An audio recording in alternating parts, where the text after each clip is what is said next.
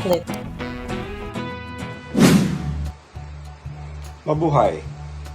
Which of these are subsets of G whose elements are 1 and 2? This lesson is about subsets and power of a set. Mula sa isang set, makaka-create tayo ng iba pang sets. Let's consider, for example, a set whose elements are 1, 2, 3, 4, and 5. And let's call this set A. If we duplicate set A and call it B, then we have B is a set whose elements are 1, 2, 3, 4, and 5. We can also reduce the number of elements of set A to form another set C. C is a set whose elements are 2, 4, and 5. We can also have different combinations of the elements of set A. For example, set D is a set whose elements are 4 and 5. Or set E whose elements are 1 and 2, or set F whose elements are 5 and 3.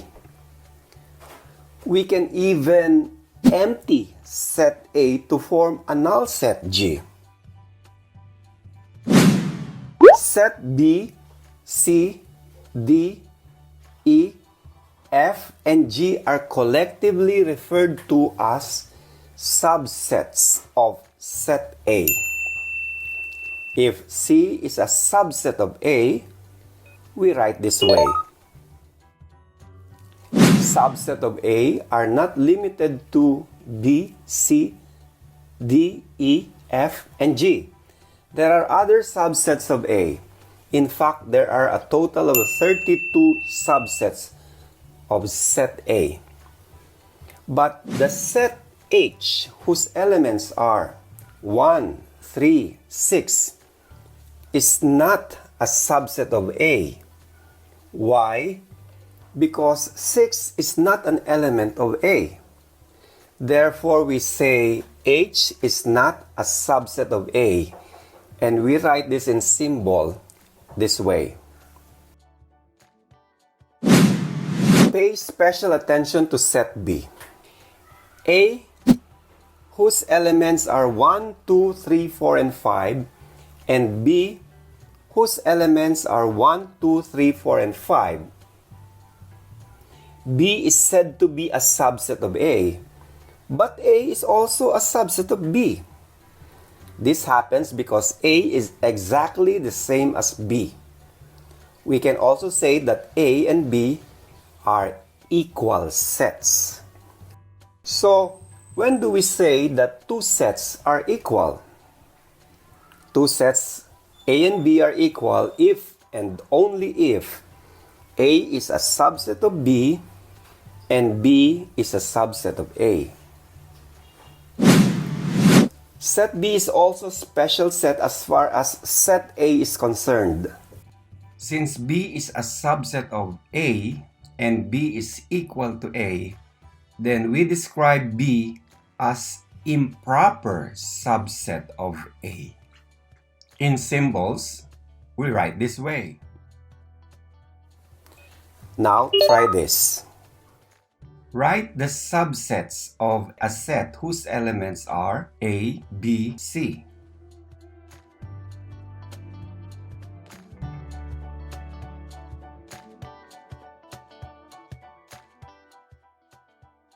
Did you get these sets?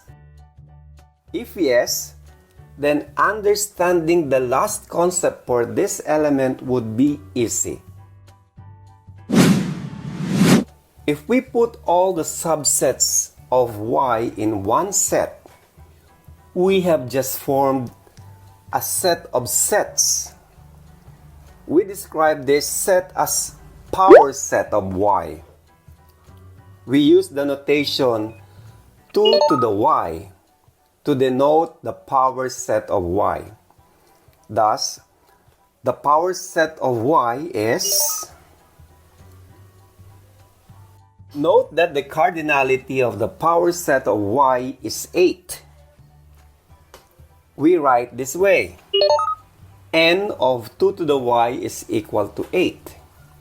The cardinality of a given set can be determined by raising 2 to the number of elements of the set. Take note, since y is a set whose elements are A, B, and C, and the cardinality of set y is 3, therefore n of 2 to the y is equal to 2 to the third, or 8. Subsets may be classified as proper subset or improper subset. If A is a set whose elements are 1, 2, 3, 4, 5, then sets C, D, E, and F are some of the proper subsets of A. In fact, there are 31 proper subsets of A, including the empty set.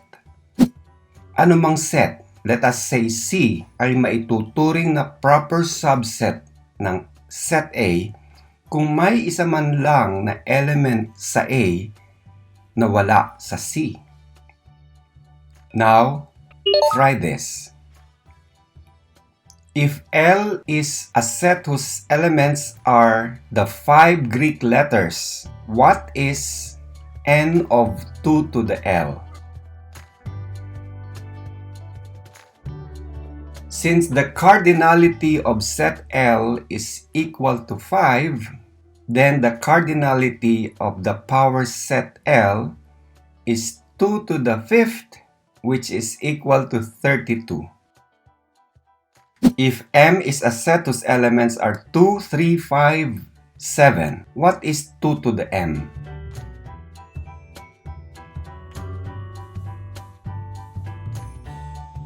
The power set of M is the set whose elements are the following 16 set elements.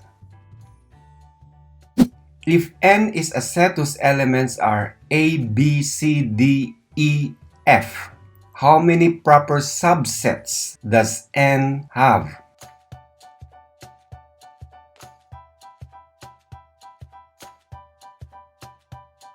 Since there are 6 elements in set N, the cardinality of the power set of N is 64, which includes the improper subset whose elements are A, B, C, D, E, F. Therefore, there are only 63 proper subset of N. For more matitinik tips, just click MathKlik. And please, don't forget to subscribe and click the notification bell for our next video lesson. See ya!